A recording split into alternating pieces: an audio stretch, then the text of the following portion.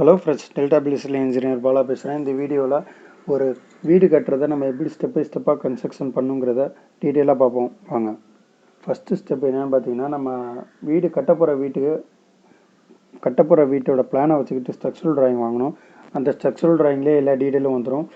குழி என்ன சைஸில் இருக்கணும், எவ்வளோ ஆழம் எடுக்கணும், பில்லர் என்ன சைஸ், என்ன ராடு யூஸ் பண்ணணும், ஸ்லாப் என்ன திக்னஸ், என்ன ராடு யூஸ் பண்ணணும், எங்கே பீம் வரும் அப்படிங்கிற எல்லா டீட்டெயிலுமே அதில் வந்துடும்.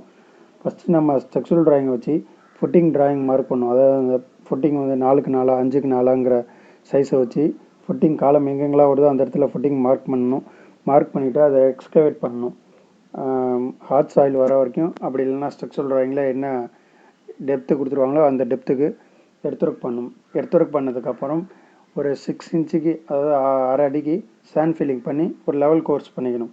அதுக்கப்புறம் அது மேலே 1.5 ஜல்லியை யூஸ் பண்ணி ஒரு பிசிசி மாதிரி ஒரு லேயர் போட்டுக்கணும். அதுக்கப்புறம் நம்ம ஸ்ட்ரக்சரல் டிராயிங்கில் கொடுத்துருக்கதை வச்சு மேட்டு கன்ஸ்ட்ரக்ஷன் பண்ணி அந்த மேட்டை அந்த குழியில் எர்த்ஒர்க் பண்ண குழியில் இறக்கி அதுக்கு மேலே நம்ம பில்லரையும் என்ன பில்லர் டீட்டெயில் கொடுத்துருவாங்களோ அந்த பில்லரையும் இறக்கி ஆர்சிசி காங்கிரீட் போட்டணும். அந்த ஆர்சிசி காங்கிரீட் எவ்வளோ டெப்த்துக்கு போடணும்னு அந்த ஸ்ட்ரக்சரல் டிராயிங்லேயே டீட்டெயிலாக கொடுத்துருவாங்க. 1 அடியா 1.5 அடியா அப்படிங்கிற டீட்டெயில் அதிலே வந்துடும். அதுக்கப்புறம் அந்த குழி உள்ளே காலம் பாக்ஸை போட்டு கிரேடி பீம் வரைக்கும் நம்ம காங்கிரீட் போட்டுடணும்.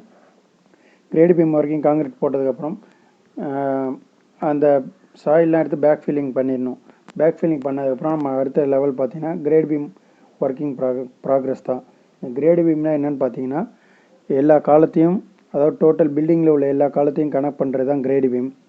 இந்த கிரேடு பீம் எங்கெங்கெல்லாம் ஸ்ட்ரக்சரல் டிராயிங்கில் கொடுத்துருவாங்களோ அதை வச்சு நம்ம கிரேடு பீமுக்கு எர்த்ஒர்க் பண்ணி பிசிசி மாதிரி ஒரு லேயர் போட்டு அடுத்து அதுக்கு மேலே பிரிக் ஒர்க்கை வச்சு ஒரு லேயர் மாதிரி ஆஸ் பண்ணிவிட்டு அதுக்கு மேலே ஆர்சிசி ஒர்க்கு ஸ்ட்ரக்சரல் டிராயிங்கில் கொடுத்துருக்க மாதிரி என்ன கம்பி யூஸ் பண்ணி கிரேடி பீம் ஆர்சிசி ஒர்க் கொடுத்துருவாங்களோ அந்த கிரேடி பீம் ஒர்க் பண்ணி ஷட்டரிங் பண்ணி காங்கிரீட் போட்டு கம்ப்ளீட் பண்ணிட வேண்டியதான்.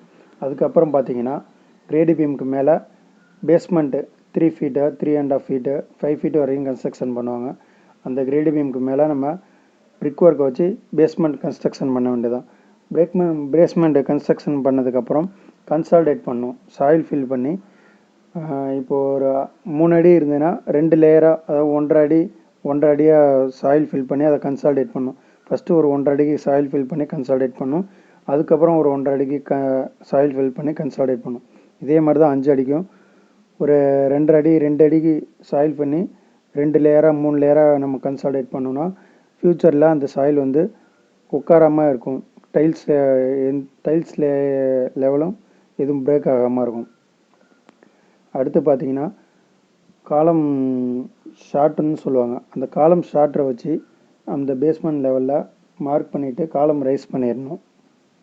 ரைஸ் பண்ணதுக்கப்புறம் இப்போ நம்ம ஃப்ரேம்டு ஸ்ட்ரக்சரில் அடுத்தது நம்ம ரூஃப் லெவல் வரைக்கும் ரைஸ் பண்ணிவிட்டு ரூஃப் சென்ட்ரிங் அடிக்க ஆரம்பிச்சிடலாம்.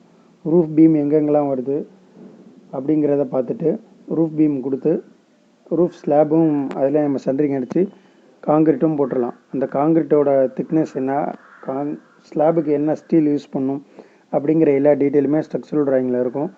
10 mm 12 mm 8 mm concrete thickness என்ன, 5 இன்ச்சா 6 இன்ச்சா எல்லாமே அந்த ஸ்ட்ரக்சரல் டிராயிங்கில் வந்துடும். அதை வச்சு நம்ம ரூஃப் காங்கிரீட்டும் போட்டு கம்ப்ளீட் பண்ணிட்டு 21 days க்யூரிங்கும் பண்ணிடணும். இந்த ரூஃப் ஒர்க்கில் நம்ம கவனிக்க வேண்டிய பாயிண்ட்ஸ்லாம் என்னென்னு பார்த்தீங்கன்னா, எலக்ட்ரிக்கல் பாயிண்ட்ஸு, அதோட பைப் லைன்ஸ்லாம் எங்கெங்கே வருது, நம்ம எலக்ட்ரிக்கல் லைன் எங்கெங்கெல்லாம் தேவை அந்த இடத்துக்கெல்லாம் கரெக்டாக பாயிண்ட்ஸ் கொடுத்துருக்கோமோ அந்த லைன் கரெக்டாக போகுதான்னு பார்த்துக்கிட்டு அதுக்கப்புறம் செக் பண்ணிக்கிட்டு தான் நம்ம காங்கிரீட்டை ப்ளேஸ் பண்ணணும். ரூஃப் காங்கிரீட் க்யூரிங் முடிஞ்சதுக்கப்புறம் நம்ம பிரிக் ஒர்க் ஸ்டார்ட் பண்ணலாம். பிரிக் ஒர்க்குங்கிறது ஃப்ரேம்டு ஸ்ட்ரக்சரில் ஒரு பார்ட்டிஷன் போர்ஷன் மாதிரி தான். அதாவது எந்த ஒரு லோடும் சப்போர்ட் பண்ணாது. அது பிரிக் ஒர்க்கு ஒரு ரூமி இன்னொரு ரூமி பிரிக்கிறதுக்கு தான் பிரிக் ஒர்க் யூஸ் ஆகும். மற்றபடி லோடு எதுவும் ட்ரான்ஸ்ஃபர் ஆகாது. இந்த பிரிக் ஒர்க்கில் ஃபஸ்ட்டு நம்ம சில் லெவல் வரைக்கும் கன்ஸ்ட்ரக்ஷன் பண்ணணும். சில் லெவல் கன்ஸ்ட்ரக்ஷன் பண்ணதுக்கப்புறம் விண்டோ ஓப்பன்ஸ்லாம் எங்கெங்கே வருதுன்னு பார்த்து அந்த இடத்துல சில் காங்கிரீட் போடணும். இந்த சில் காங்கிரீட் எதுக்குன்னு பார்த்தீங்கன்னா, அந்த விண்டோவில் கார்னரில் கிராக்ஸ் ஃபார்ம் ஆகும். அதுவும் இல்லாமல் அந்த விண்டோவில் வர லோடு வந்து கீழே ஆக்ட் ஆகும்போது கிராக்ஸ் ஃபார்ம் ஆகாமல் இருக்கிறது தான் இந்த சில் காங்கிரீட். இதை பற்றி டீட்டெயிலாக நம்ம இன்னும் எக்ஸ்பிளைன் பண்ணோம் சில் காங்கிரீட்டை பற்றி அடுத்த வீடியோவில். அடுத்த லெவல் பார்த்திங்கன்னா விண்டோ எங்கெங்கெல்லாம் வருதுன்னு இந்த சில் லெவலில் மார்க் பண்ணிவிட்டு அதோட ஓப்பன்ஸ் டோர்ஸ் எல்லாம் விட்டுட்டு அதுக்கப்புறம் நம்ம வந்து லிண்டல் லெவல் வரைக்கும் கன்ஸ்ட்ரக்ஷன் பண்ணோம். லிண்டல் லெவலில் லிண்டல் பீம் ஒரு 6 இன்ச்சுக்கு போடணும். சன்சைடு எங்கெங்கே சன்சைடு விண்டோ ஓப்பன்லாம் வருதோ அந்த இடத்துல சன்சைடு ஒர்க்ஸ்லாம் பார்க்கணும். அதுக்கப்புறம் ரூஃப் லெவல் வரைக்கும் பிரிக் ஒர்க்கை கன்ஸ்ட்ரக்ட் பண்ணி ரூஃபில் போய் ரூஃப் பீம் லெவலில் கம்ப்ளீட் பண்ணிடணும். நெக்ஸ்ட்டு பார்த்தீங்கன்னா நம்ம பிளாஸ்டிங் ஒர்க் ஸ்டார்ட் பண்ணிடலாம். பிளாஸ்டிங் ஒர்க் ஸ்டார்ட் பண்ணுறதுக்கு முன்னாடி அந்த எலக்ட்ரிக்கல் பாயிண்ட்ஸு அதோட எலக்ட்ரிக்கல் பைப்லாம் கீழே இறக்கி நம்ம பாயிண்ட்ஸ் எலக்ட்ரிக்கல் ஒர்க் கொஞ்சம் பார்த்து வச்சுருக்கணும். அதுக்கப்புறம் தான் நம்ம அந்த எலக்ட்ரிக்கல் லைன்லாம் கரெக்டாக இருந்ததுக்கப்புறம் தான் நம்ம வந்து பிளாஸ்டிங் ஒர்க்கு ஸ்டார்ட் பண்ணணும். பிளாஸ்டிங் ஒர்க் கம்ப்ளீட் பண்ணதுக்கப்புறம் பெயிண்டிங் ஒர்க் பார்க்கணும்.